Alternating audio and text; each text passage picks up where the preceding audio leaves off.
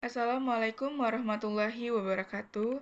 Perkenalkan, nama saya Reina Karisma Putri dari kelas Manajemen 22B dengan NPM 224-11146. Di sini saya akan menjelaskan materi manajemen operasi mengenai forecasting. Yang pertama adalah definisi dari forecasting itu sendiri. Forecasting dalam konteks manajemen operasi adalah sebuah proses memprediksi ataupun memperkirakan sebuah kejadian atau hasil di masa depan berdasarkan data historis dan analisis tren.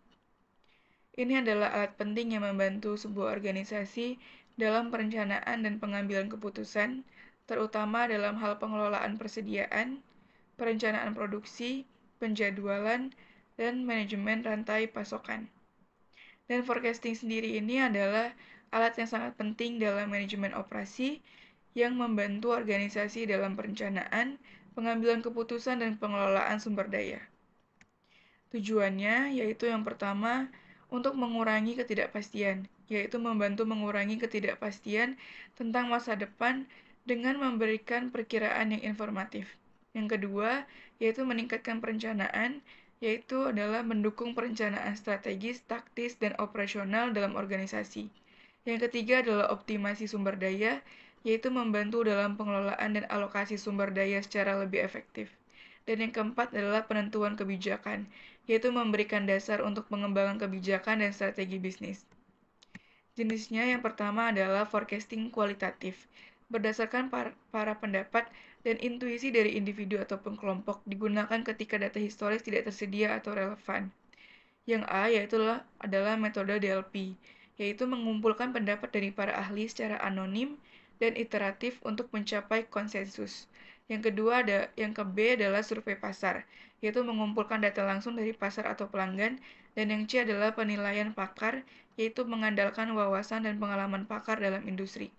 Yang kedua adalah forecasting kuantitatif, berdasarkan data historis dan teknik statistik untuk memprediksi masa depan. Yang A adalah metode time series, yaitu menggunakan data historis untuk mengidentifikasi pola dan tren.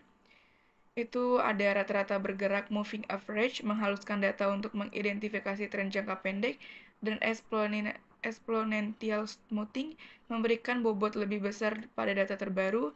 Dan yang ketiga adalah analisis tren, mengidentifikasi dan memperkirakan tren berdasarkan data historis. Yang B adalah metode kasual atau casual method, menggunakan hubungan antara variabel yang berbeda untuk membuat perkiraan. Yang pertama regresi linear, yaitu menganalisis hubungan antara dua variabel. Yang kedua model ekonometrik, menggunakan beberapa variabel independen untuk memprediksi variabel dependen. Dan yang terakhir adalah contoh penggunaannya. Yang pertama adalah dengan retail, yaitu menggunakan forecasting untuk mengelola persediaan barang musiman atau promosi. Yang kedua manufaktur, yaitu memprediksi kebutuhan bahan baku untuk perencanaan produksi. Yang ketiga transportasi, yaitu merencanakan jadwal transportasi dan rute berdasarkan perkiraan permintaan penumpang atau barang. Dan yang keempat perhotelan, yaitu memprediksi tingkat hunian kamar untuk perencanaan staf dan pengadaan makanan. Sekian video penjelasan dari saya. Wassalamualaikum warahmatullahi wabarakatuh.